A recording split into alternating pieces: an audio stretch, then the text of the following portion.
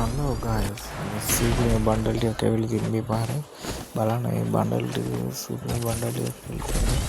මේ මොට් එකෙන් සූපිම මේ මොට් උඩින් තියෙන වෙනවද ඔයාලට ක්‍රෙනිමල් කිට් එක ඔට ඔක්කොල ගන්න කිට් එක පෙන්නන එක මේ මොට් එක සූපිරි ඔත් මොට් දෙක තුනක් ඇවිල්ලා තියෙනවා මේක හොඳ මේක ඇනිවර්සරි දාපු මොට් එක මේක මේ මොට් එක සූපිරි